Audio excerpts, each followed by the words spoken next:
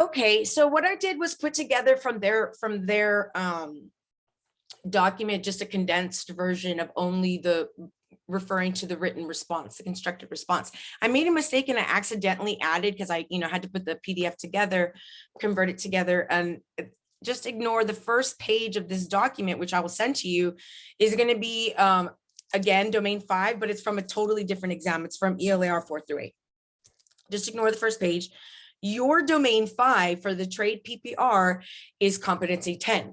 So that competency 10 is the constructed response, and it is, the directions are for you to apply appropriate pedagogical principles, which is the study of how we learn, what we know about what students, how they learned best, and knowledge of instructional methods to describe components of a lesson designed to achieve a specific learning objective. And so that specific learning objective, and we're going to take a look at the rubric in a little bit just to see exactly what they're asking of us, because it's very important when you do your create your constructed response, that you give them exactly what they've asked for. If they ask for this and that, make sure you give them this and also that. So we'll go through and take a look at some of the sample writing that the state has given us, and then discuss, why it would fall in either the high scoring category or the low scoring category. So these are just some examples of learning objectives that they've given you. It's also important to note that they're not scoring you on your, written composition abilities. It's not what they're doing. What they're doing is trying to assess if you can apply the correct and appropriate principles, pedagogical principles, and your knowledge of instructional strategies into a lesson that would support student achievement in that particular learning objective you said you were going to be targeting. So let's look at some of these examples. Identifying one learning objective related to field within trade and industrial workforce training, including a logical rationale for selecting that particular learning objective. Use appropriate pedagogical principles. These are the things you're supposed to do in your response. And effective instructional methods to describe an approach for promoting student achievement. So that's important, and something that I'd like for you to keep in mind when you're writing your constructed response is that all of your lessons, the activities, the rationale behind that, the pedagogical rationale, needs to be in support of students achieving success in that specific learning goal. Describe instructional strategies for connecting students' prior knowledge, life experiences, interests to the learning objective. And this is just another way of you utilizing best practices to get the students connected to the learning objective. Utilizing prior knowledge is igniting something within them that's going to be able to resonate and make a connection between the old knowledge that they already have and that new knowledge that you're presenting. Identify potential safety issues. If you know your trade is one where you do a particular activity that there are going to be safety measures involved, never think like, oh, the TEA is going to know what that, they're going to have had this. Don't leave anything up for guessing. Say, oh, I did the safety because we did the safety, I don't know, lab the week before. Students, quick reviewed safety procedures and then moved on. But just so they know, you already identified potential safety issues and addressed them. So don't leave anything up for the imagination. And really, this list should be sort of a to-do list for how you respond. The first step is identifying the one objective, whether it's workforce training or something more technical within the trade. Then you choosing your methods, right, that are going to be appropriate for this, lesson to get the students mastering this learning objective and how it's going to help. And again, don't leave anything up to sort of the imagination. If you say, I'm going to utilize think, pair, share, because I think it's important for the students to think about their own response and then get another person's perspective and practice their oral language proficiency or whatever it is that you say, so that they know you're not doing it for willy-nilly, and you're showing them how it's going to help achieve success for that learning objective. Describe how instruction will be accessible to all students, including those with special needs. So for sure, you're going to want to make sure that if you're defining things that you're saying, you know, for my ELL students, I'm going to be doing these things, direct instruction of you know, trade specific vocabulary or whatever the case may be. But again, do not leave it to their imagination. Make it a point to say, I've done this to make sure that these particular needs are being addressed, because remember, the overarching standards is that you're able to provide and to design and provide instruction appropriate for all. So that's special ed, that's ELL, and so on. And then how are you going to assess this objective that you are measuring, right? How are you going to assess it? Very important. The whole paradigm of learning is instruction and assessment for us. You know, we give instruction and then we do formative assessments, whether formal, informal, all throughout, to see how they're progressing and to help, you know, drive the design, formulate the plan of action. So these are things that you should, in your written response, make sure that you touch up upon, that you hit these particular parts. Your direct and specific identification of your, in fact, let's just do this really quickly. Where's annotate? Just gonna type this out for us. Directly identify the specific learning objective, right?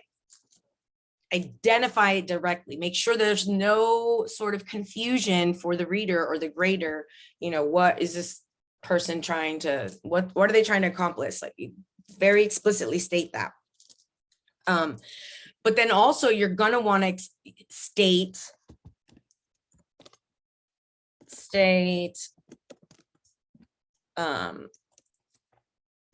head strategies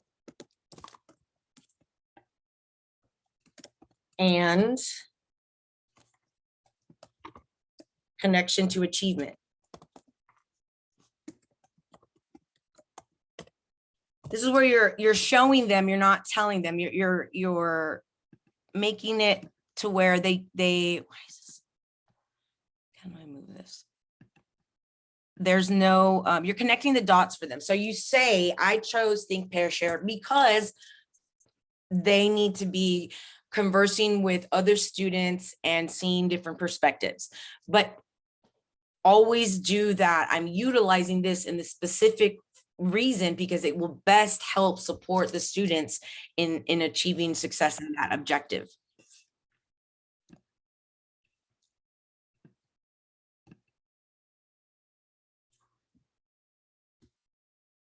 So state instructional strategies.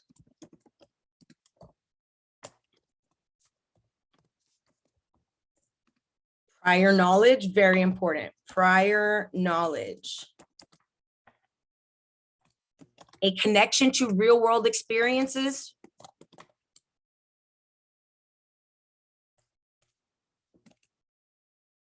And or interests. Remember when I'm sorry that we can't see these very well. I'm like figuring out how can I move this to, like, I should be able to just like, oh, I am able to. Okay, cool.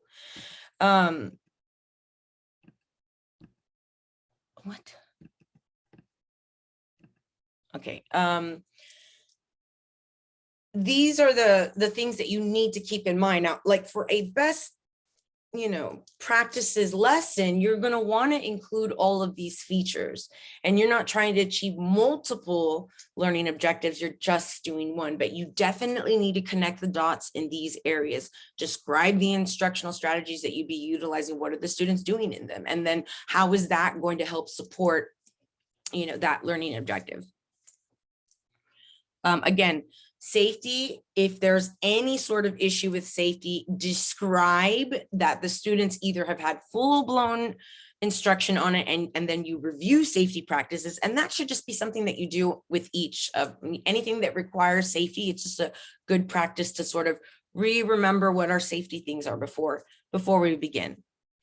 Describe how instruction will be assessed, accessible to all. So like, how can we make sure everybody participates? Again, the special needs, making sure our special populations, that you've thought about that, even if they don't explicitly state it in the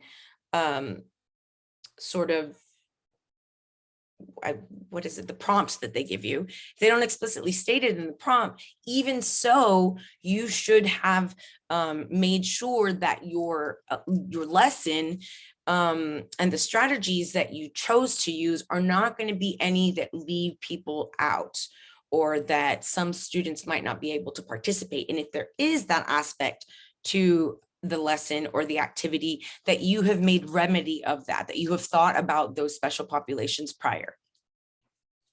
Describe appropriate assessment methods. Again, how are we checking for understanding? How are we assessing their mastery of that objective, the one that we specifically chose? So these are things that we need to remember to do. Prior knowledge, if we can connect it to real world experiences, even better. Will you be able to do all of those with this one? Like reach everything, get the students' interest, and do the prior knowledge and life, experiences? Maybe, but maybe not. Try to get at least one of those in when you're utilizing, instructional strategies.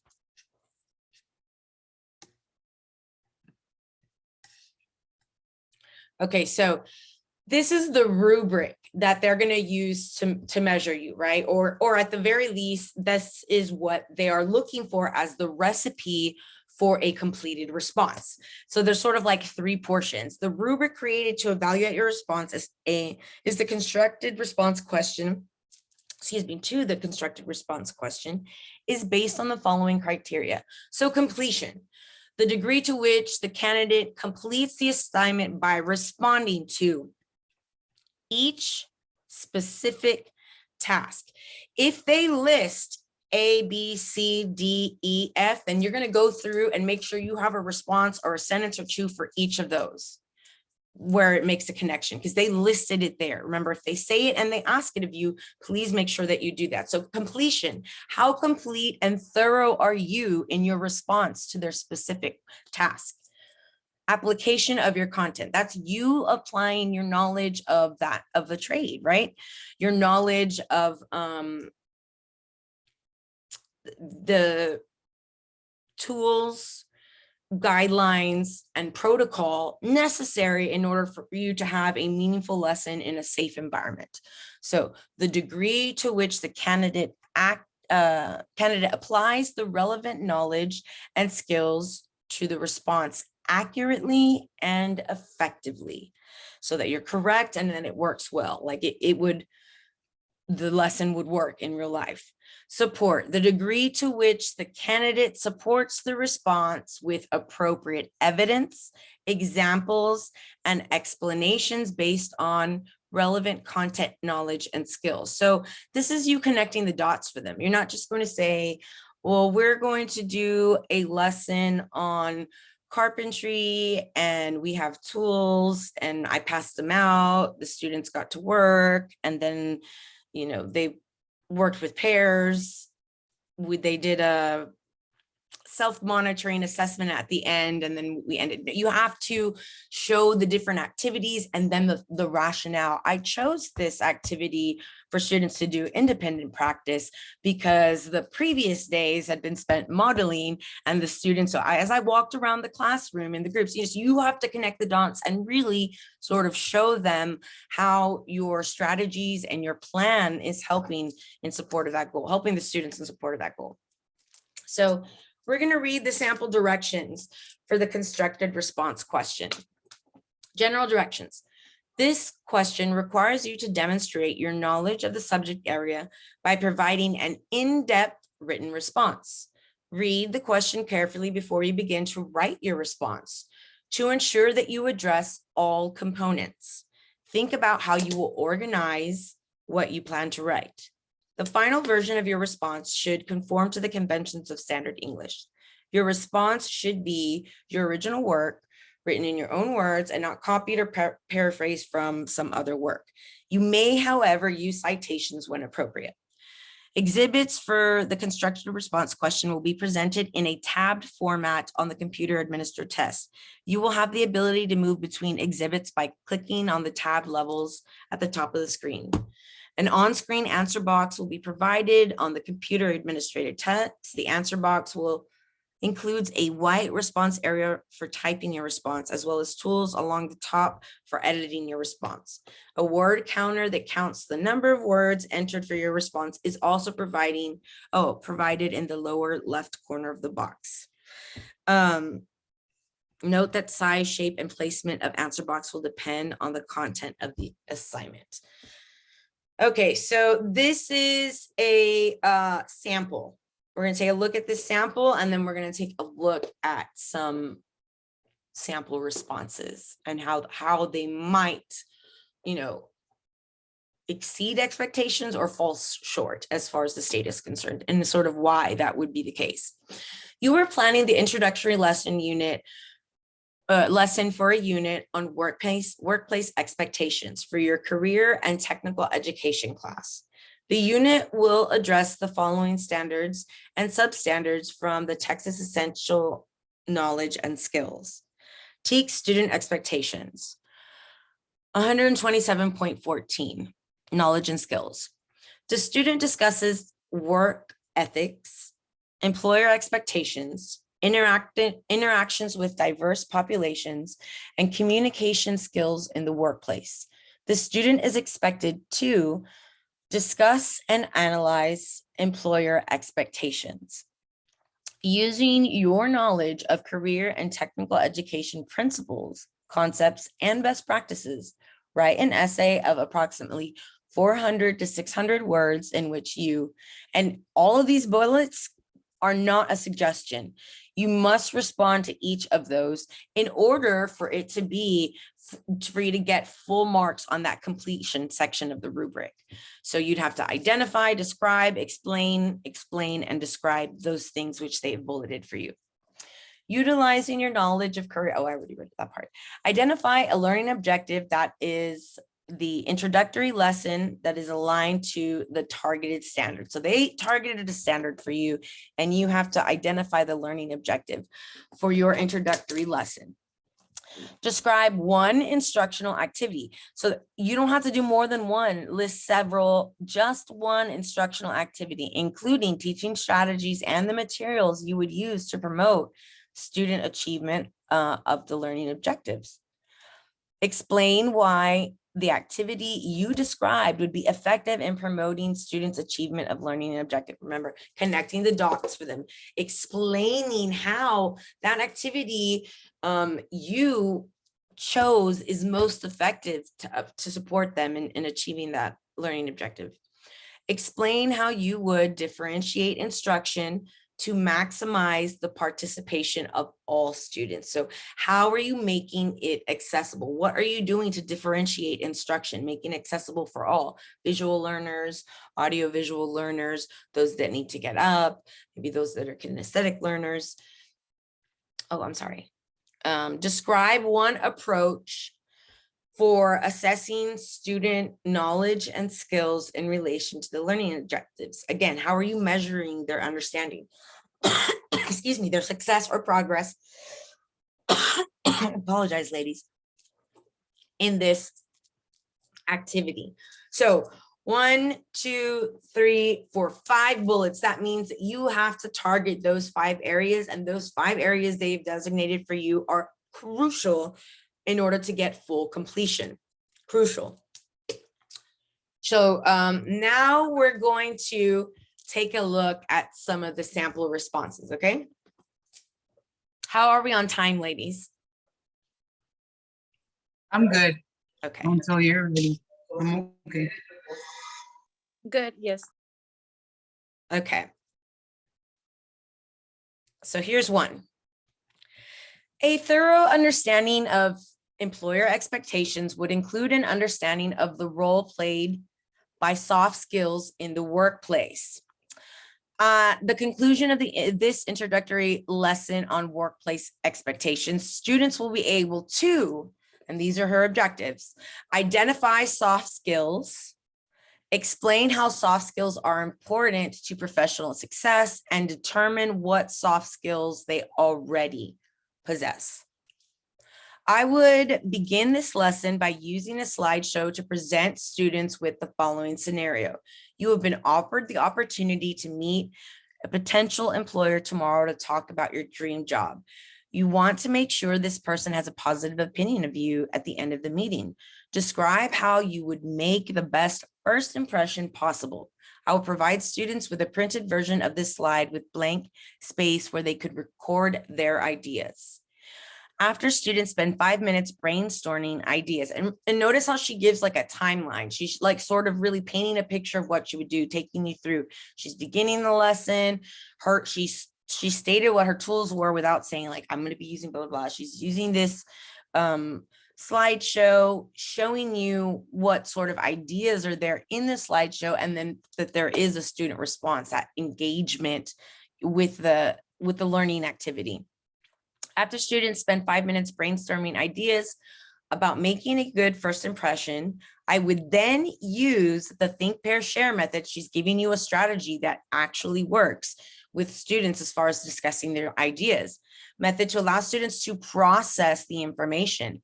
I would pair them up, asking them to discuss the ideas and compare their answers. Once students had had a chance to compare notes with a peer, I would bring the class back together and create a list. So now she's doing whole class discussion, and she's already done think, pair, share, which is good. To create a list with student input of soft skills in the workplace. With the students still working in pairs, I would post the following definition.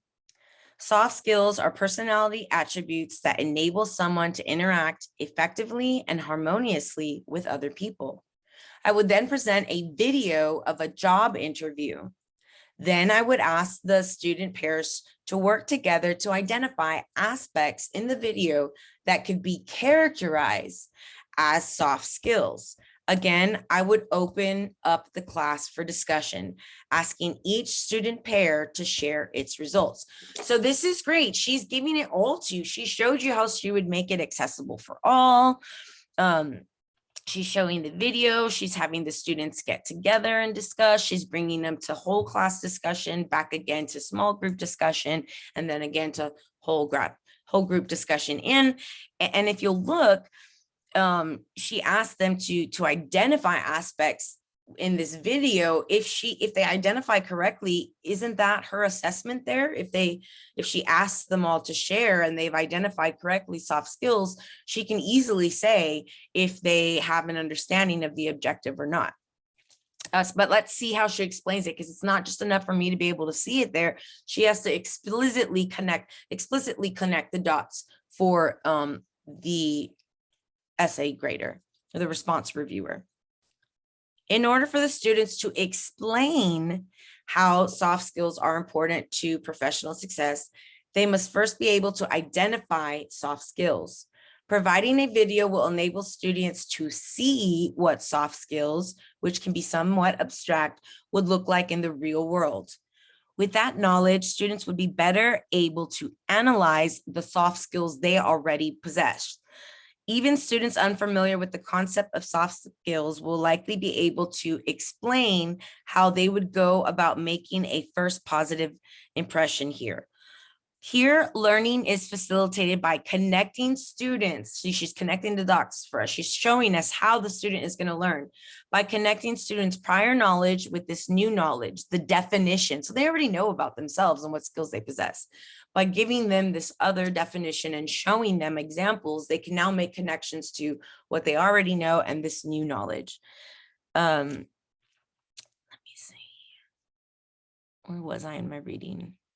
Oh, here learning is facilitated by connecting students' prior knowledge with this new knowledge, the definition of soft skills. Using the think, pair, share method prompts students to produce more thoughtful and extensive responses than they would have produced individually. And it really does, because they have their own, processing of the information. And then after they discuss with somebody else's, different perspective, again, they process and come up with new information.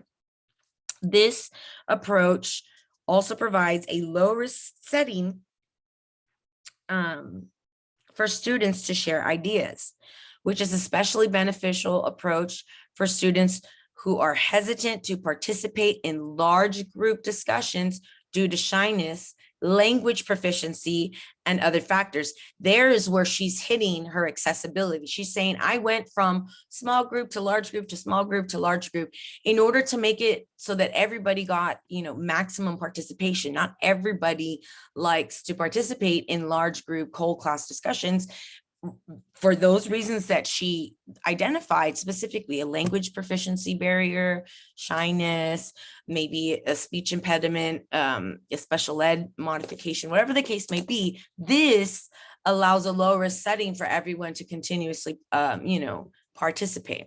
Great job illustrating those different points that they listed for us here. The identifying of the objective, the instructional strategy, and her one big instructional strategy is the think, pair, share, right? Why it would be effective, and then how it would be effective sort of like for everyone, but I haven't seen how she's going to assess.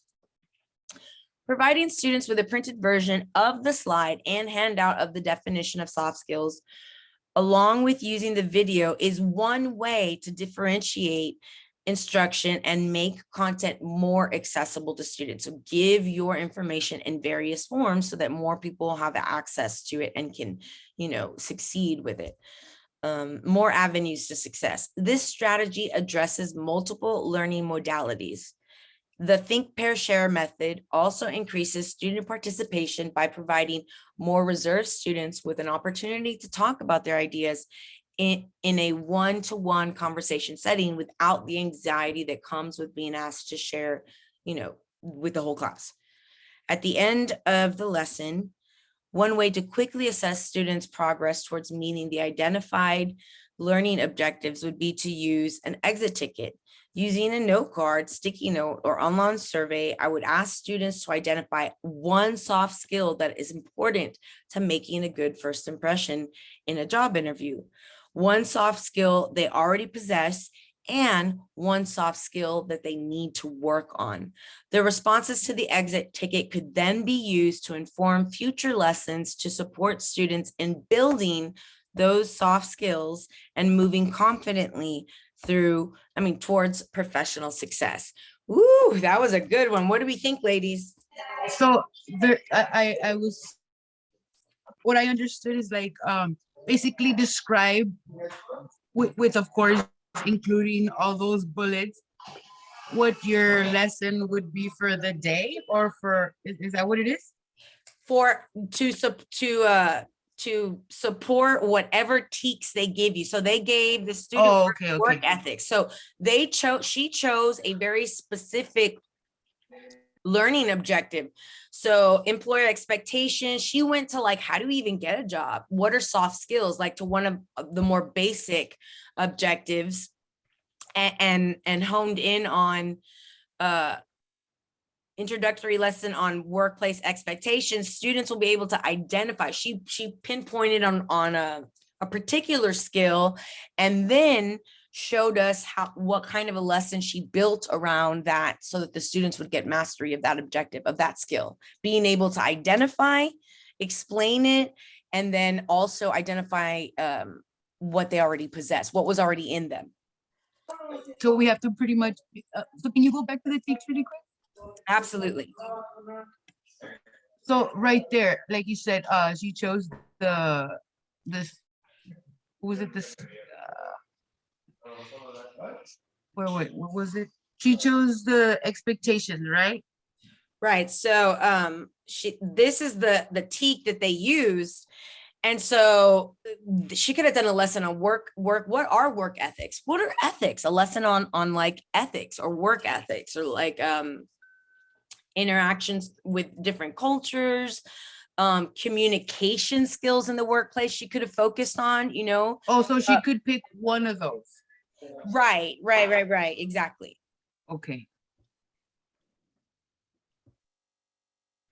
And she went with employer expectations and how they expect people to be personable, to have a positive attitude, and so she went a little bit, chose that one and went into detail. And so that's what you need to do. Let's take a look before we look at the rubric, because I don't want to look at the rubric just yet, although I did see I wish we could pull this up, like, oh, right there.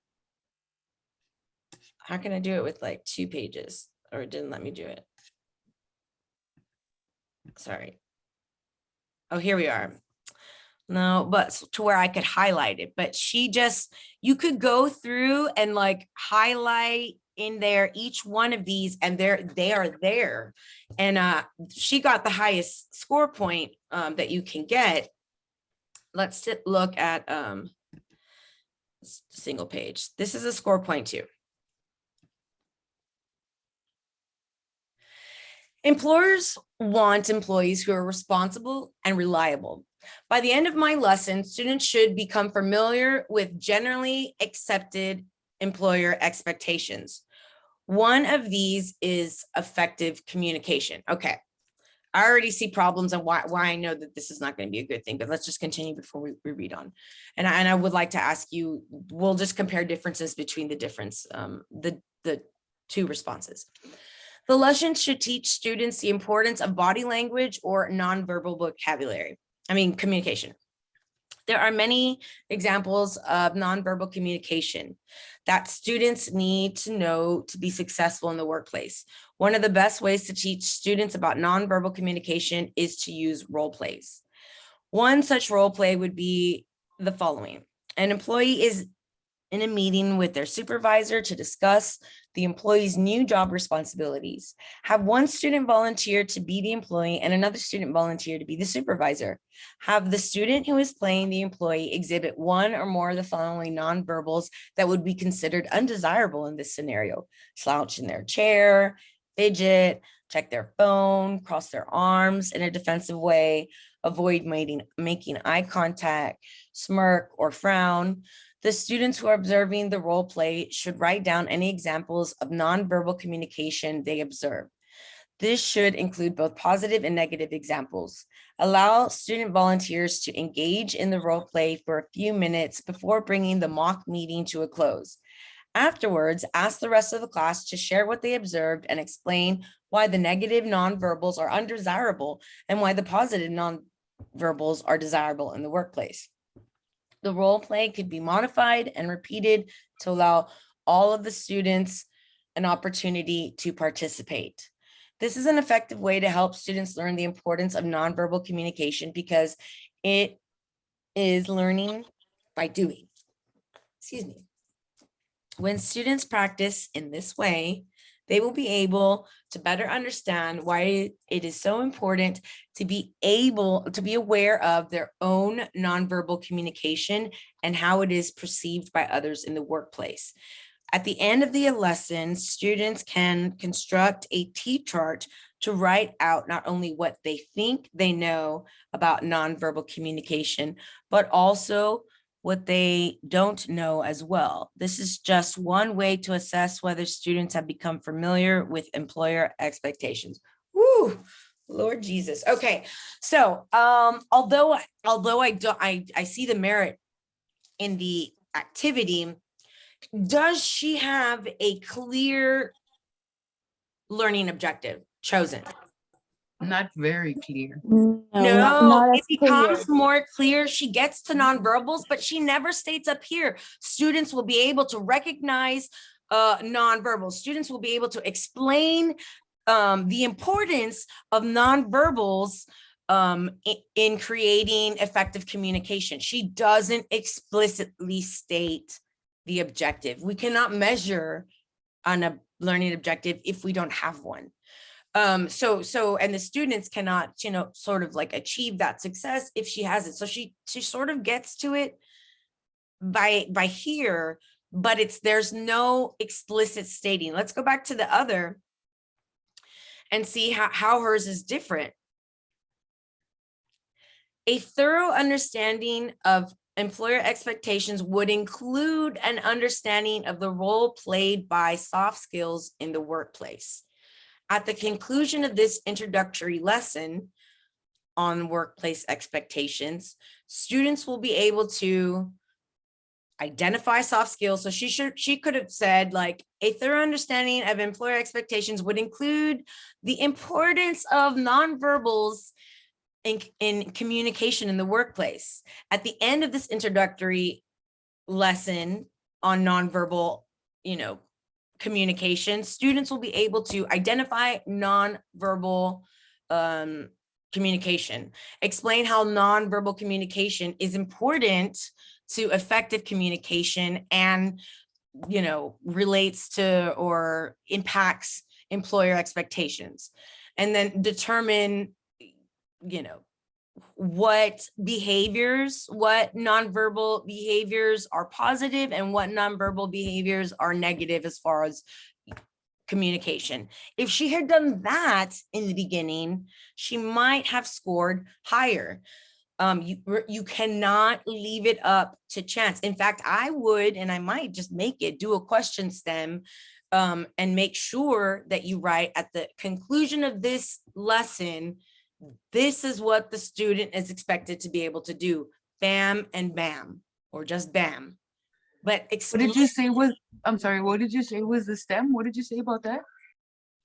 The sort of like the sentence that you would use in any of the ones, because they're Oh, going to okay. give you a T. So like in your introductory paragraph, you want to include the sentence like, in the conclusion of this lesson, the student will be able to, and make sure you have that very obvious, specific learning objective statement. Like, this is the learning objective, so that there's no confusion, because there is confusion with hers. It isn't very clear until we get to what they're doing, and then so we can sort of see that the focus is on nonverbals.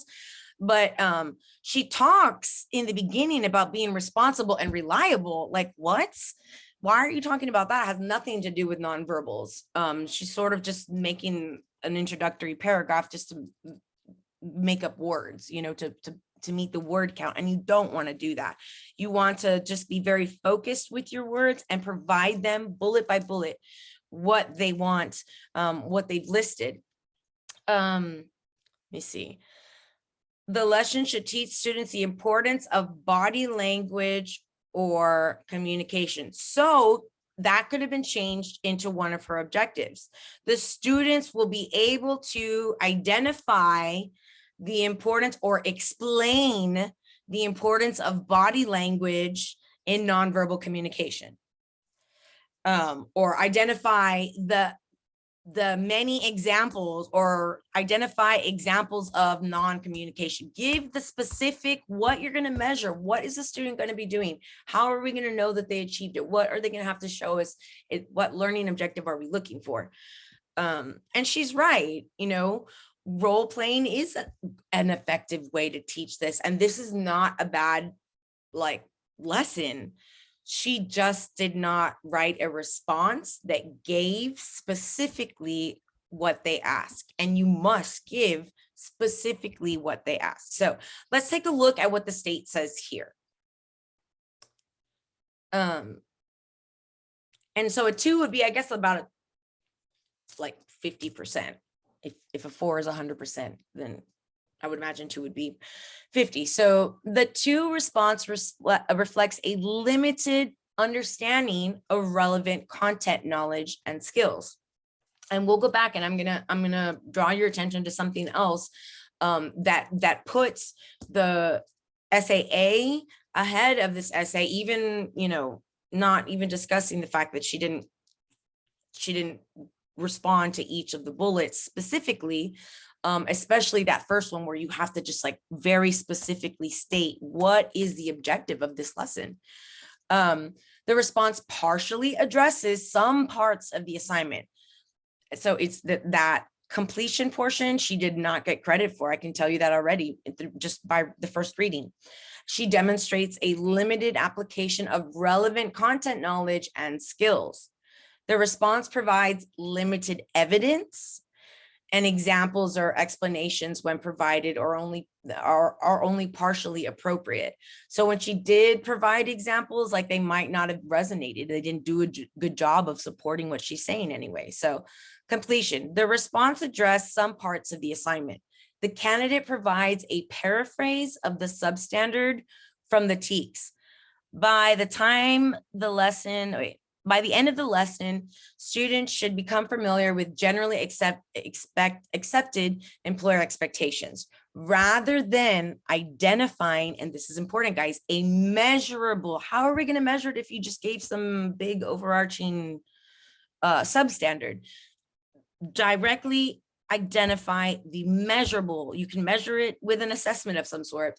Learning objective that is aligned to the targeted standard. So they gave the targeted standard, and then you just have to pick something that you know would fall under that folder. And this one did fall over that folder, but she never said it. She instead said this very generic statement: by the end of the lesson, students should become familiar with generally accepted employer expectations. And they don't learn that by the end of the lesson. They only learn nonverbal communication. So they don't even do what she says, in fact, that they're going to do. Rather than identifying a measurable learning objective that aligns to the target standard, the candidate partially describes an instructional activity, but does not include a relevant teaching strategy. And she doesn't. There's no think, pair, share. There's no ask somebody who, or like analysis of something, or a group cooperative learning. There's nothing that she utilized, except for she showed them a video and they watched it and then talked, but that's not a strategy. That's not a pedagogical strategy. That's not sufficient here. The candidate partially describes an instructional strategy, but does not include a relevant teaching strategy, nor the specific materials used to promote student achievement of stated learning objective. The response offers limited evidence, very limited evidence, and only partially appropriate explanations as to how to differentiate instructions. The role play could be modified and repeated to allow all of the students an opportunity to participate. I knew that that's what she included, just to make it accessible for all, but that's not what accessibility is about. Accessibility means, like, cognitively, people in their minds can access your lesson because you provided myriad avenues to get there. You know, written response, some visuals, a video, getting up and acting it out. You provided a myriad opportunities. And so people, depending on how they learn, they are accommodated in your lesson. That her being able to say everyone can participate is not the type of accessibility the state is looking for. And assess students' knowledge and skills in relation to the learning objectives. Students can construct a T-chart to write out what they think they know about nonverbal communication, but also what they don't know as well. It's hard for a student to tell you what they don't know about something. So this isn't a good assessment. Just do a T-chart of what you know and what you don't know. Application of content. How is she applying? Really quick, I have a question before. Absolutely. So when she stated everyone can participate, so in that part, it'll be best for us to thoroughly explain how they can participate. Right. And so, yes. So what she's saying is everyone will have an opportunity to participate, but what they mean by making it accessible to all is that everyone can learn, that it's not just like a taking notes activity, that they're including the learning modalities of all the students that are there, and maybe even providing, you know, linguistic support for others. Like the first response, she stated for you, I went from think, pair, share to large group because I know some students think and work better in with smaller audiences. And so she is making it more accessible for a whole range of students, and they might be ELLs, they might be special ed, so that they can still participate and not have to be, you know, super stressed and still get the benefit of the activity. Yeah. Okay. So, Thank you. yes, absolutely. The response provides an only partially accurate and effective application of knowledge pertaining to career and technical education principles, concepts, and best practices. It states, for example, that one of the best ways to teach students about nonverbal communication is to use role plays, but provides only the partially appropriate explanation of because it is learning by doing. The response provides an approach for assessing student knowledge and skills, construct a T-chart, but does not provide an explanation for how this relates to student achievement of the learning objective. Support. The response provides limited evidence. Examples or explanations, when provided, may only be partially appropriate. The instructional activity described offers limited evidence for the promotion of student achievement of the learning objective. The explanation of how to differentiate instruction reflects weak reasoning and lacks the support of appropriate explanation or example. And see, that appropriate explanation, that is the connecting of the dots. Don't leave things up for saying, and it will be accessible because, and we'll go back to the first one that did really well. And you'll notice what's missing from SAA and what's missing from SAB is a pedagogical language. She discusses connecting to the student's prior knowledge, specifically says it. There is no mention of prior knowledge or real world experiences. And so you need to make sure, and you'll have it here with you. They'll provide this for you, but it is helpful for you to look at that. Where's the other one?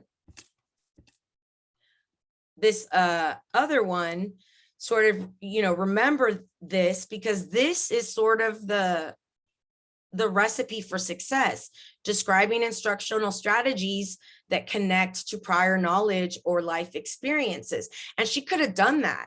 Have you ever had a conversation with someone and they were saying really nice things to you, but you felt really bad based on what was happening non-verbally? Like, you felt like maybe connecting it to having the students reflect back on their own communication experiences. So before you take your exam, I would say do a little 1, 2, 3, 4, 5, 6 right when you get down. And so number 1 is going to be explicitly state objective.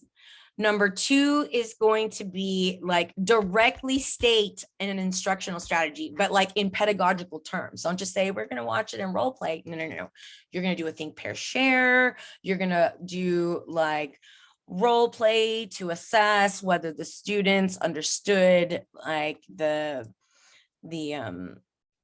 nonverbal nuances, but that you're explicitly stating the objective, explicitly identifying the effective instructional strategy. And we have lots of instructional strategies that we utilize with the students.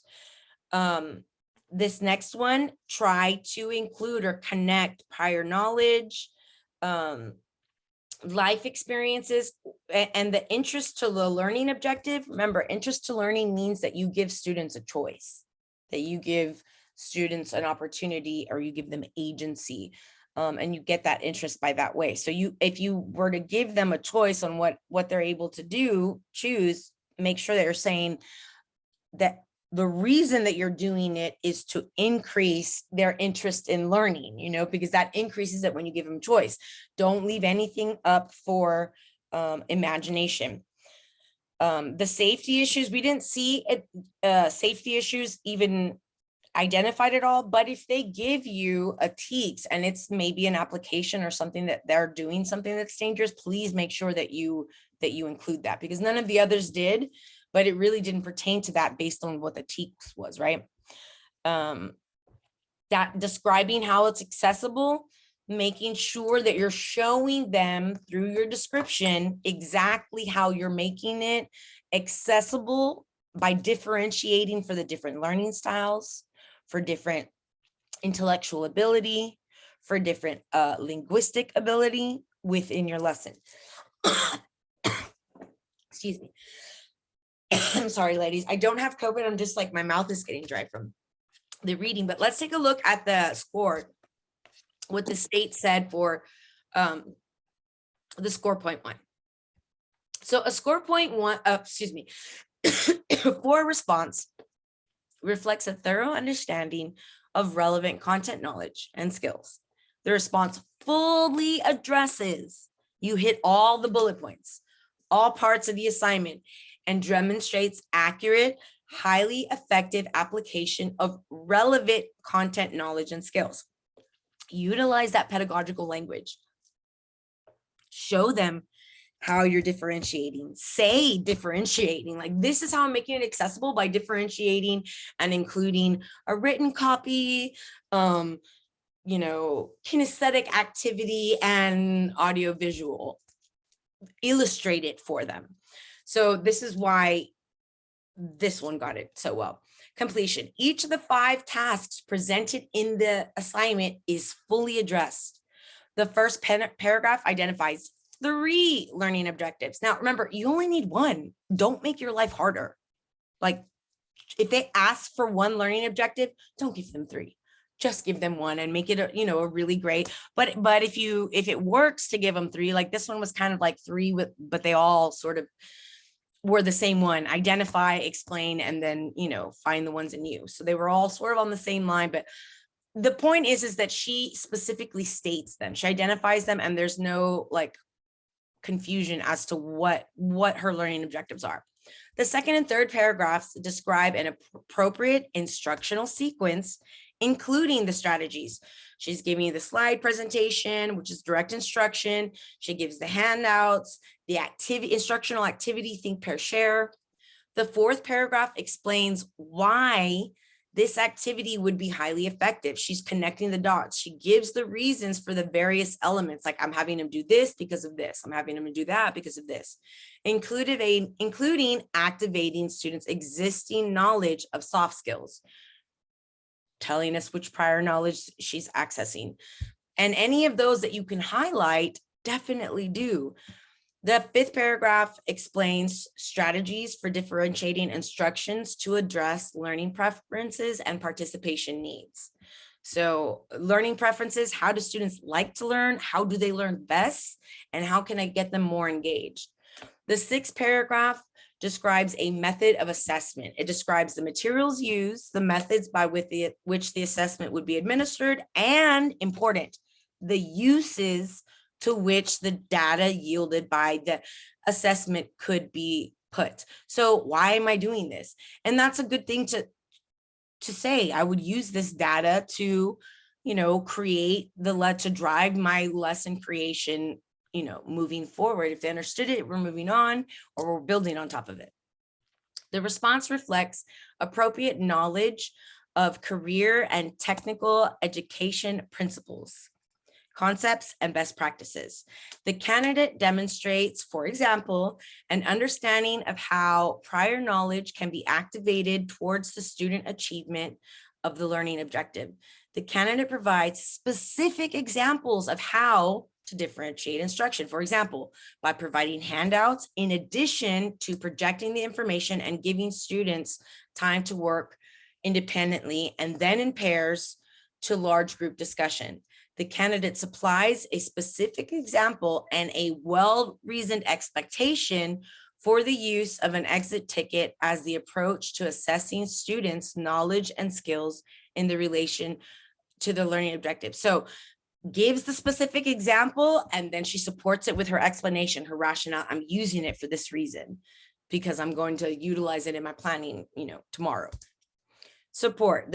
The response provides strong, relevant evidence, specific examples, and well-reasoned explanations for each of the specific tasks in the assignment. The phrasing of the scenario, for example, is precisely thought out, as is the definition of soft skills. The rationale provided for each instructional material and each step of the lesson activity reflects a thorough understanding of the relevant content, knowledge, and skills. So you could tell by reading that she understood the lesson cycle and that she understood what it meant to differentiate and how she was utilizing her activities to build on a place where she could assess the student's skills and use that information for future planning. So she knocked it out of the park. What I would do, and actually I can see if maybe I can come up with maybe some practice ones, or if you guys could practice doing this one, doing this particular, give yourself an hour on one of the days and write your essay. Obviously don't do the ones that we like, the areas, but there are other things within this team, certainly myriad skills that you could do to and practice building this essay. Is that something that you guys would like to do? Yes. I would, yeah. So, Yes. and we can use this one as a sample, you said? Yes, I'm gonna email this to you. Just remember that I put one of the wrong, I put the wrong composition 5. It's the first page, but it's just ignore that page. All right.